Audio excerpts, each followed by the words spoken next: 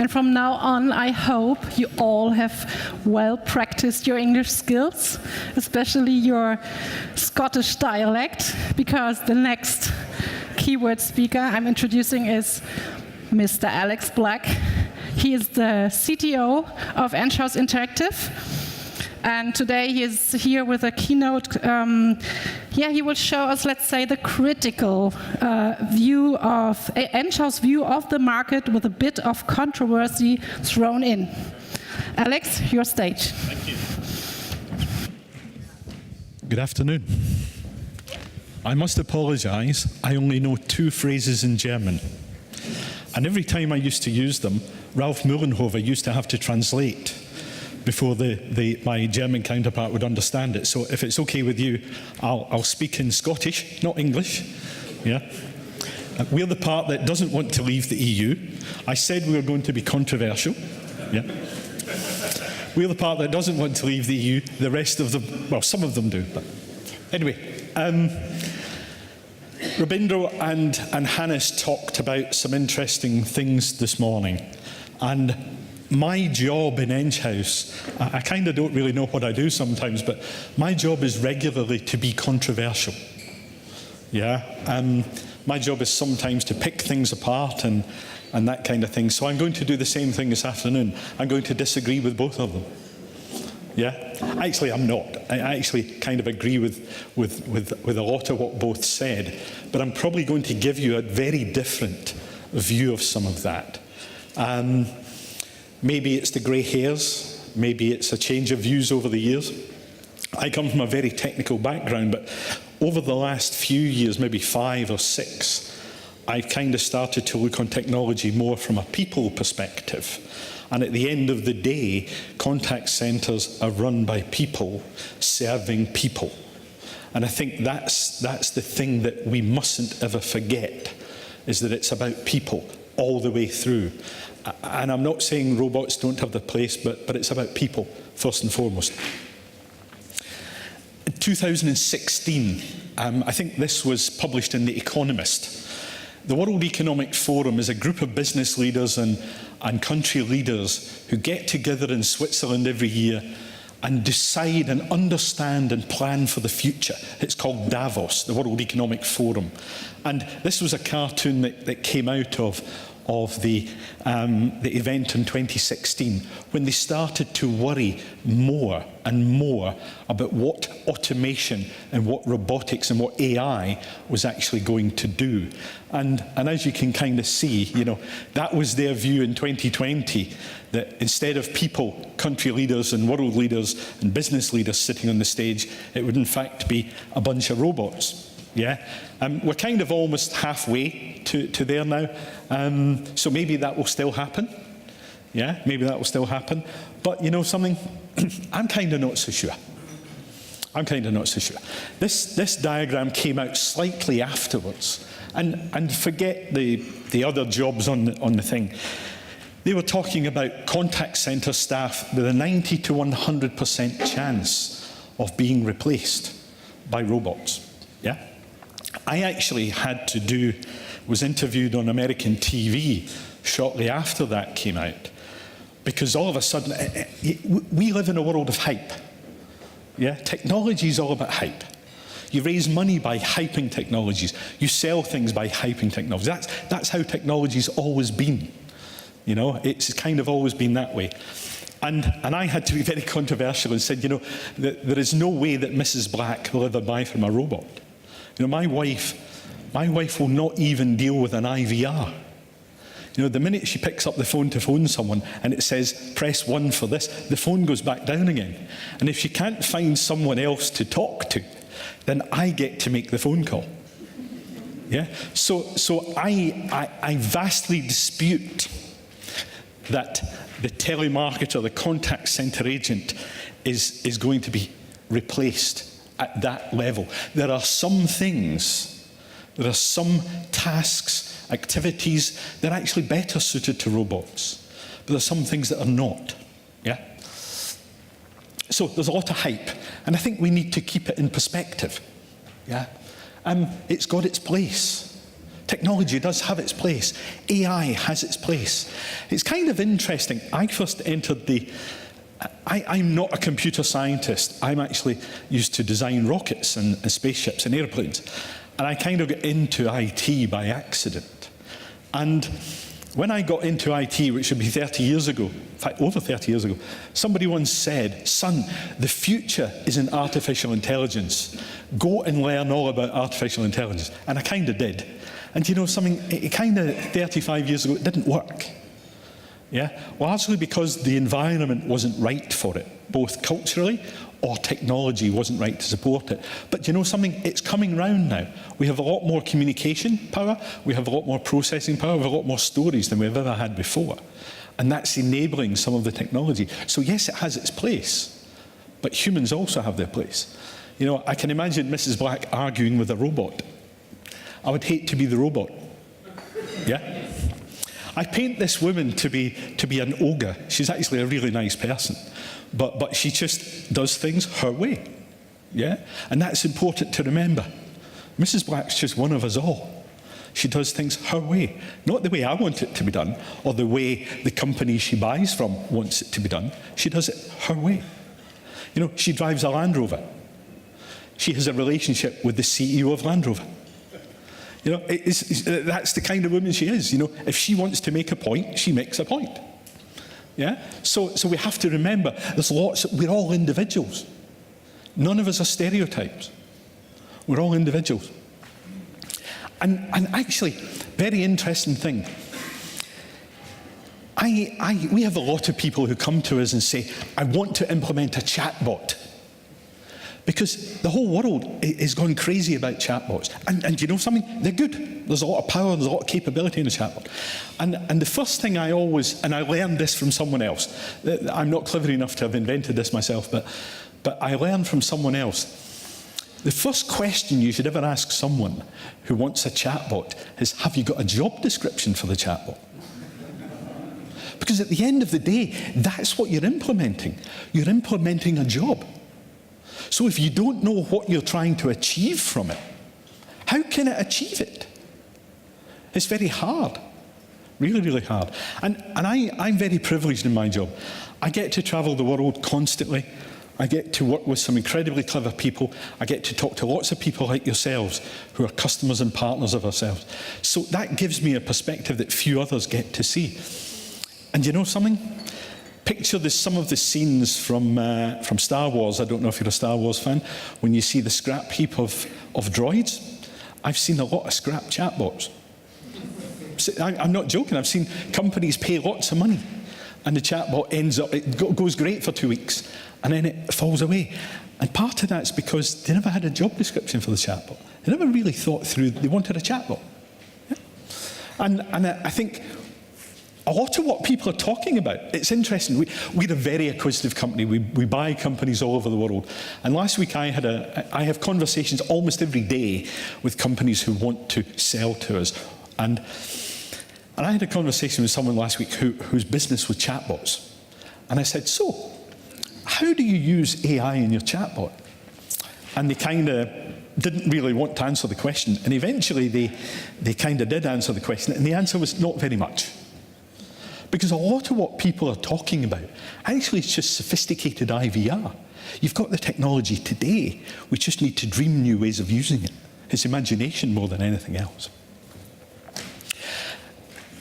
We heard from Rubinder this morning, lots of talk about artificial intelligence. That's the thing everybody's talking about. It's AI-powered this, AI-powered that, AI-powered everything else. I would argue very strongly that's not the thing we should be worrying about. AI is a technology that will mature and keep being used and develop, and it will become very powerful. However, on its own, it's actually not that powerful. It's like the old iceberg. Remember the thing that sunk the Titanic? It wasn't the bit they could see. It was the bit they couldn't see underneath it. And that's where all the power is.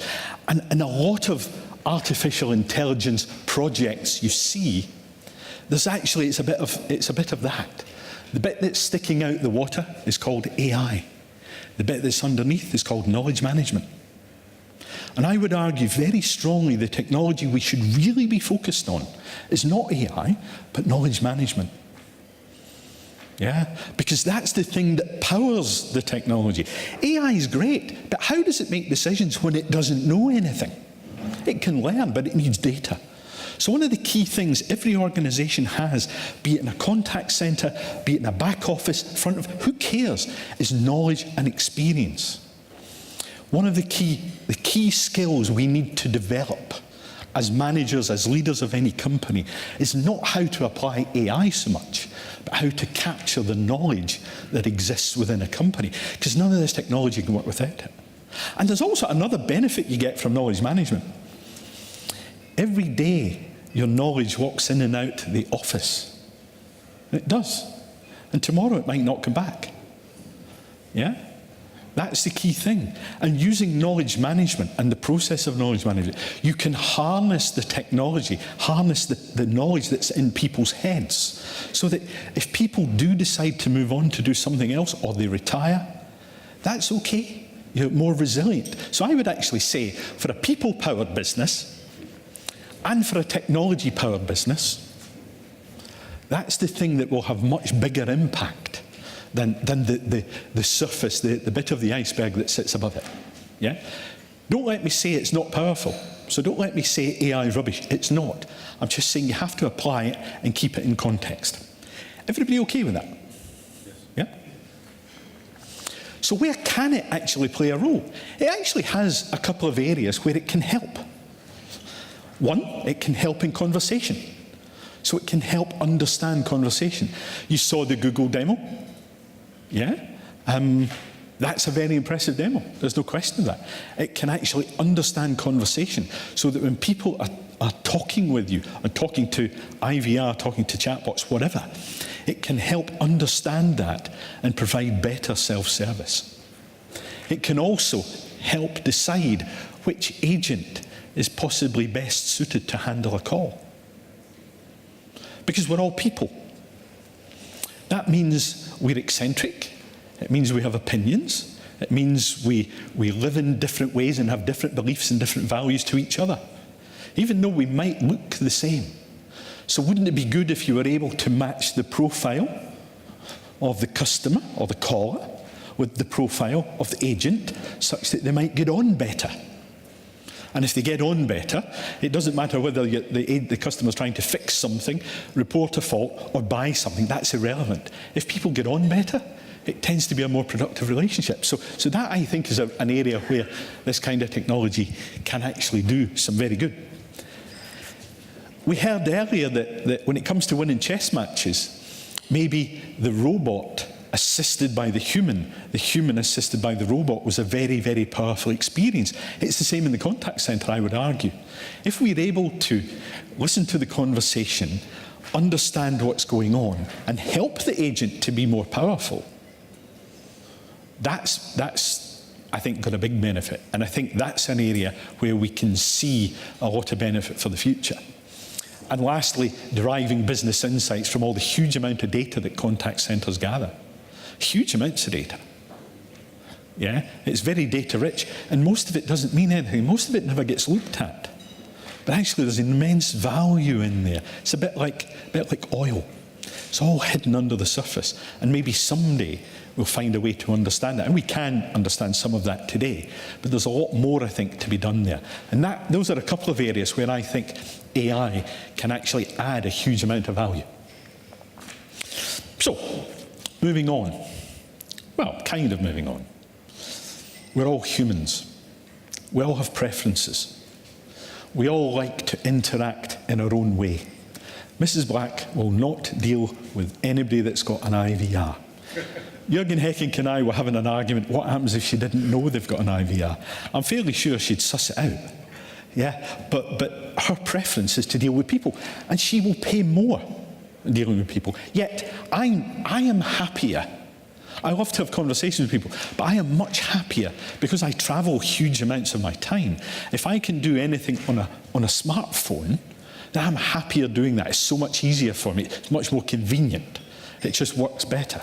But there are people who like to deal in social media. use mobile applications. Email. Email, kind of 10 years ago, was a coming technology, coming interaction, and it grew very, very well. It's actually declining. Fewer and fewer people are now using email. They're using other channels to interact. The phone, if you look at every consultancy report about contact centres, the phone's dead. Nobody wants to call you. They just want to use chat. It's just wrong. 70% of transactions around the world today are still in voice. Let's not let the hype cloud our service judgments, because actually most people still want to deal in voice. Web chat, now this is without doubt exploding. Web chat is growing significantly, and social media as well, and we'll talk about that later.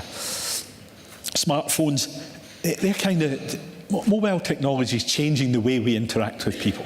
It is having a massive impact. The way we can interact proactively with customers. If they've, the world is full of scarce resources. You can update customers the day before they're about to have an appointment or an operation or whatever. They've got the car in for a service. And you can actually improve the customer satisfaction and improve the throughput of your business by using this technology to interact in a different way. Yeah.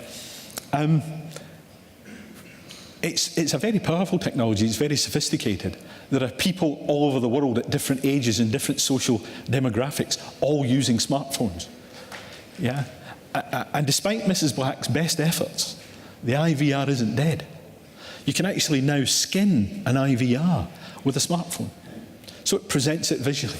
So we can actually take technology that's very old, a lot of people think is now out of date, and actually just refresh it and make it work in new ways with new customers without necessarily changing much of the application. So I would actually say, start to look at the mobile as possibly the best way of interacting with a lot of customers. Social media. About 5 years ago, maybe 6 years ago, every single tender document I ever saw said social media was a mandatory requirement for every contact centre. I think there were 4 serious implementations that I saw globally. Yeah. Maybe I shouldn't use it now. I used to have a joke that I used about this, and I see some Enghouse people laughing. A customer once wrote to our CEO complaining that I had used this joke, so I won't use it now. But what it said was that social media was like teenage sex. Lots of people talked about it, but never actually did anything. Yeah. However, so please don't write to Steve and say, use that joke again. But somebody actually once did write and think it was inappropriate that I used that. Okay, that's fine. I'm paid to be controversial. Social media now is changing. One of the biggest issues, the reason why people didn't use social media, is the processes were not in place to harness what was going on. Sadly, the world lost a great individual, a great actress, a year ago, by the name of Carrie Fisher, who played a big role in Star Wars over the years. And I don't know if you're aware of Carrie Fisher's history, but after the success of Star Wars, she was a pretty volatile person anyway, but she kind of veered off through drugs and alcohol and kind of almost destroyed her life. And she once said, very famously, that, what was the phrase she used? I can't remember it now, but it was all to do with immediate response wasn't immediate enough. Yeah, she wanted things there and now. Yeah, and part of the issue with email, and part of the issue that's changed that, is email's not an immediate communication mechanism. It's not real time. Yeah, so people expect it to be real time, and it isn't. And people get upset when they get an answer 24 hours or 48 hours later. So a lot of people, I see some smiles and nodding heads, a lot of people are now looking seriously at social media and sorting out the business process that goes with it. Because there is a significant business process change you need to have to really harness the technology. So I think this is now coming of age. So my joke is no longer valid anyway. Yeah. So I think we're now seeing social media become a pretty serious and real-time interaction mechanism. It complements web chat in a lot of ways. And you should be looking to integrate social media with web chat. That's one of the key things around that. So I do think now, if you're not already looking at it, it's something that over the next couple of years is probably going to mushroom. Omnichannel. A couple of years ago, and even today, people still talk about omnichannel. The ability to escalate a call with an agent from a chat through voice, through video. It might be email through chat, through voice, through video. Yeah, that's very interesting. How many people in a company? How many people in a company can handle all those interaction mechanisms? I'll tell you the rough number: 15%. So 15% of the agents in any organization can interact using all of those media types. So key thing is, make sure you pick the right people to do the job. I'm a rocket scientist, yeah? So that means I'm relatively clever. However, you know, we all go through, how many people have been through the old psychometric profiling and had a psychiatrist analyze you and tell you what you're good at and what you're bad at? So about 10 years ago, maybe 15 years ago now, I kind of went through that. And the guy actually said to me, he said, you know, Mr. Black, you're really good on that side of your brain, but I'm afraid you maybe don't have a brain on the other side, because actually you're semi-literate. I have a very small vocabulary. I don't understand some conversations because I don't understand the words. Yeah? And it's not an intelligence thing, it's just how your brain is wired. So therefore, you have to be very, very careful who you get doing certain things. You wouldn't want to put me handling email and chat, would you? If I couldn't understand all the words. But actually, in voice conversations, I'm actually better. Yeah? My boss, you know, our CEO, really, really nice guy. But his emails are so terse. I've seen people almost in tears when he sends them an email. And they always come to me and say, oh, Steve's just sent me this really, what do I do about it? I said, well, the first thing you do is phone him up. Oh, no, look, the email. I said, phone him up. And they will phone him up and he'll be laughing and joking with them. Because his style of writing is really rubbish to be in a contact centre. So you could just imagine a customer phoning saying, I'm really unhappy, or sending an email and Steve saying, tough. You know, he's a great people person, but his emails are rubbish when it comes to that kind of thing. So again, you would never do that. And I think the key thing is, it's important to fully understand. You know, my wife will always say, and you see this in the contact centre industry today, lots of discussion about millennials. How can we best put the technology to talk to millennials? And Mrs. Black's answer to that is, why do you want to talk to millennials? They've not got any money. So why talk to them? She said, why am I forced to use technology they want to use, and I'm the one with all the money? She's actually not an arrogant person at all, but that would be her view. The key message out of that is, pick the technology that's appropriate, and don't just consider one level of the demographic. You need to analyse and understand them all. You really do need to understand who you're talking to. And then every layer is important, not just one. Every single layer is important, and you need to find out how best to interact with them. You know, McLaren cars, Formula One team, struggling a bit in recent years, but they were founded by a guy called Ron Dennis, who's he used to be a customer of mine in days gone by. And I have the privilege of interacting with Mr. Dennis, I think is the way you'd probably put it. He once owed us a lot of money. And he said, you know, instead of giving you the money, can I put your name on the car? No, I don't think that pays the salaries. But one of the things, he gave us a guided tour of the place. And one of the things that became very, very clear, they have a call centre. They have a call centre based on our software, but it's not a call centre. There's no queuing system, there's no IVR. Every single call is answered by a human being within 4 seconds. His view is, if someone's giving me £200,000, €250,000 for a car, they'll get good service. That's the important thing. So he judged the interaction mechanism based on his customer. And he said, my customer doesn't want to wait, doesn't want to be driving along, having a problem with a car, and say, press 1 for this. None of that. Yeah? So you have to judge your customer and really, really, really understand them and provide the right service. You know, I have a niece who's a student in Berlin, and it's no good giving her a phone number to phone. She won't be phoning it.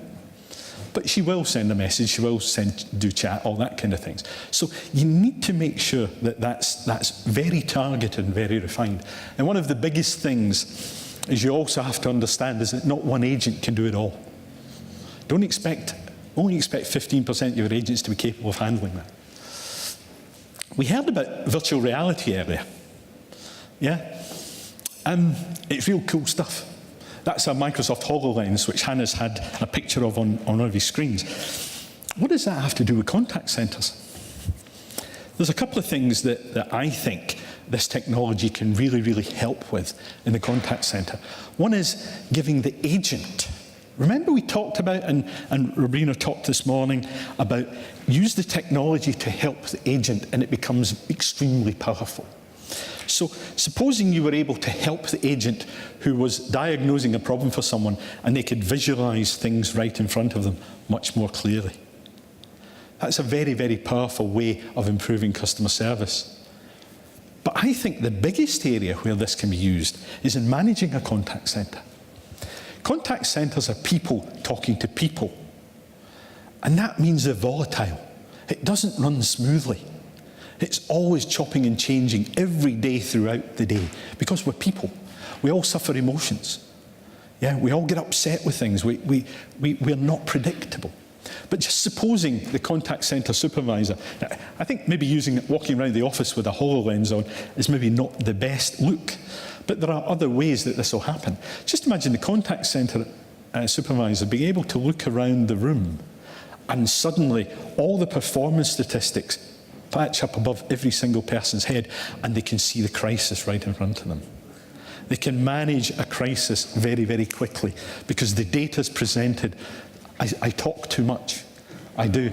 I've got a lot, so I'll move on. So I think there's a lot of technology that can help there. And I think the way we manage contact centres is going to be seriously influenced by that. The Internet of Things. All our possessions are connected. Today, if something breaks, we kind of phone up and say, can you log a fault? What happens when your possessions start logging faults? You know, Mrs. Black's car once did log a fault as she was driving to Scotland one day from her home in north of England, and she got a phone call later saying, Mrs. Black, we've just turned up at where you are and you're not here. She said, well, I'm driving to Scotland and I'm on this road. And they said, oh, your car sent a message saying it had broken down. Yeah? So, you know, it can go wrong, but I think there's a lot of power here. What happens in the contact centre when our possessions can start to log faults on our behalf? Customer help desks. Yeah? A friend of mine used to be a pilot, he's now retired. He used to be a pilot and he got a phone call one day flying over Canada, over the top of Canada. He was flying to Chicago and he got a phone call saying, Graham, he flew 777s, so 2 engines. Kind of important that they're both running. And he got a phone call saying, Graham, one of them's about to blow up. So within 30 minutes, he was parked on the ground, driving into Montreal, engine switched off. None of his instrumentation was telling him there was a problem. There was no visible or audible sound that was a thingy. There was no indication it was going to break down. But the engine had told Rolls-Royce back in the UK that it was about to fail. Yeah? So he was able to deal with that. That's a bit of a science kind of fiction type thing, you know, playing up in the sky. What happens if your air conditioner, in any building there's a facilities help desk, air conditioning, security services, power, etc. That's where things can start. And if a problem develops, it can kick into a facilities help desk, activate a workflow based on both human and technology.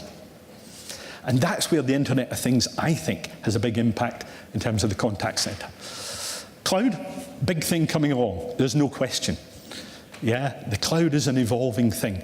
I first used the cloud when I was designing aeroplanes. It was called the Bureau. When we couldn't afford a supercomputer to do our finite element calculations, we used to send them off to somewhere else and get them back the next day and cry when it hadn't worked properly. And it cost a fortune. But now, because of the amount of power we have, the amount of bandwidth we have, that's so much more powerful. So, all this technology, it's absolutely brilliant. It is absolutely brilliant, but now to be controversial, it won't do anything for you unless you first understand how to use it. S, strategy. You need to have a process to harness this technology. You need to know why you want it in your business. Why am I buying automation? Why am I buying artificial intelligence? Why am I buying virtual reality? It doesn't matter what the technology is. What's your strategy? What's your strategy as a business? Who are you talking to? Who are you employing? Think about all those things. Who do you want to sell to? Yeah, if you don't know that, no technology will make you better. What are the processes you need to deliver that strategy? You have to have good processes, and the processes have to match the strategy. It's no good having processes that are not real time when you're after the millennium. Yeah, that doesn't work. So you need to make sure the process matches that. And then you need to worry about the resources. Lots of people start with, what resources do I need? Best people, process, and how to organize them. Start with what you're trying to achieve first. If you don't know that, it's a bit like the chatbot. What's the job description? If you don't know what it's there to do, it won't achieve anything. Give you an interesting thing about, we'll come to that in a minute. So, the key thing is, what is more important, people or technology? What is the most important? I don't know if any of you are into sailing. I've kind of delivered this presentation all around the world, and every country I go has kind of won the America's Cup. Now, Germany hasn't yet won the America's Cup, but Switzerland has, and it's part of the DACH region, so please excuse the poetic license. You know, the Swiss won the America's Cup. Did they have the best sailors? Or did they have the best technology? Everybody thought they had the best technology. What they didn't have was the best technology. They had great technology. But there were other people who had better technology. What they didn't necessarily have was the best sailors. There were other people who had better sailors. What they did do, which is common in every team that's ever won the America's Cup, they matched the people with the technology and put everybody in the right job. Every boat, every position on that boat was manned by the right person who knew how to use the powerful technology they had to deliver the results they wanted. The key thing is, none of them are the most important. It's how you use them together. Back to Robrino's point, that's actually how we'll make this successful. Not by giving you better technology, helping you harness it better. That's the most important thing. And then, you know, I said most people start with resources. They don't actually, they start with organization. How many times do people always look at a problem and start with how are we organized? Actually, once you've worked out what your strategy is, then you've sorted out the processes. Then you worry about what resources do I have? The right people, the right technology, in the right place. Then you organize it. That's when the organization comes in. Don't start with organization. Organization and technology don't go well together. You need to have started first with what you're trying to achieve. Anyway, I do talk too much. I hope that was of interest. And I say thank you.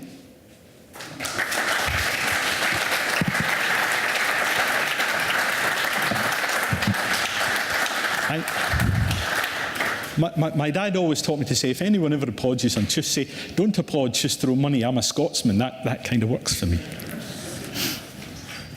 Thank you. Any questions? Was it all dull and boring and you didn't get it because it was English? So in this case, I really would like to thank you for your view. And also to Mrs. Black, yes, since she has played such a big role in your keynote here. She's an important part. I know, I see this. Okay, so. And by the way, my wife doesn't have a first name. Everybody in Enghouse just knows her as Mrs. Black. And now we know her very, very well. Thanks a lot, Alex Black.